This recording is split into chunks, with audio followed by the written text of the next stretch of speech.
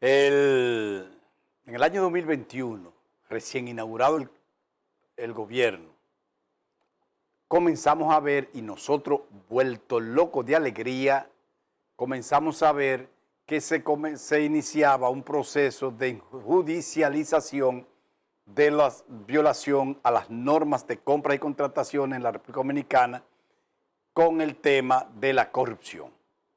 Comenzaron a aparecer personas, figuras, exfuncionarios, relacionados con funcionarios, que estaban demandados, judicializados, o sea, medida de coerción, allanamiento, aparataje, y el Ministerio Público diciéndonos a nosotros reiteradas veces y jurándonos a nosotros reiteradas veces que eran casos blindados, que no había manera de que no terminaran en sentencia, en condena, y que no había manera de terminar sin recuperar todos esos recursos que decía el Ministerio Público que se habían robado los imputados.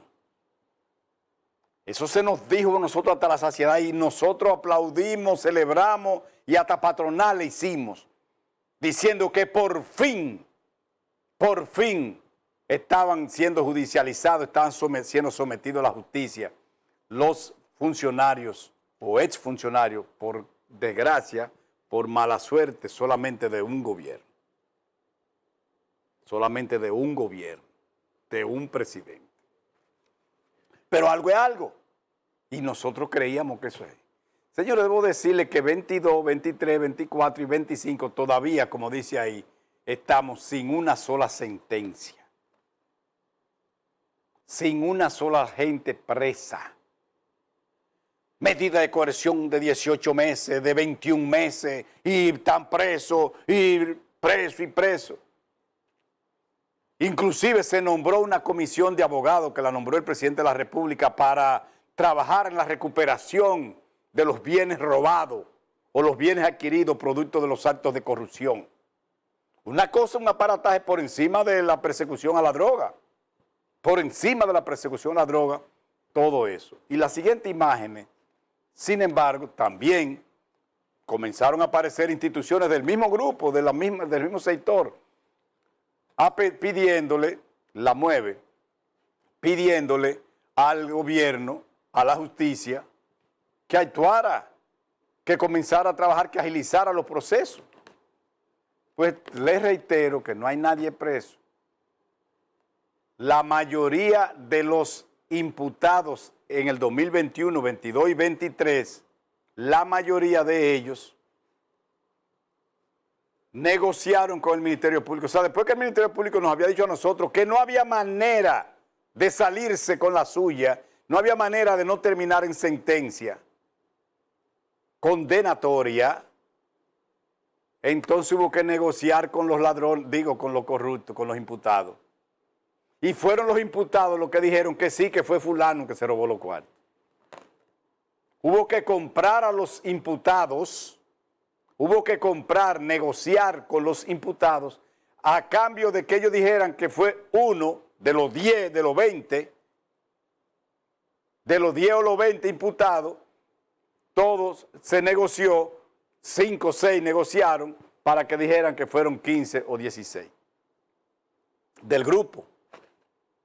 Y eso se quedaron con todo lo que decía el Ministerio Público el primer día que se habían robado, se quedaron con todo eso.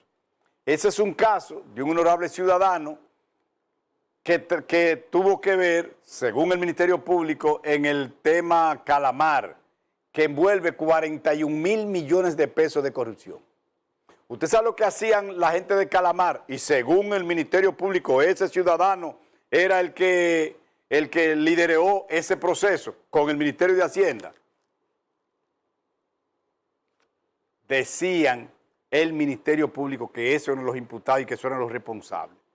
En ese Calamar lo que se hacía era, entre otras cosas, que se revisó toda la persona que desde Trujillo para acá el Estado Dominicano se había adjudicado, había declarado de utilidad pública algunos bienes, por ejemplo, para hacer carreteras, hacer caminos, para hacer presas, y no le habían pagado el dinero.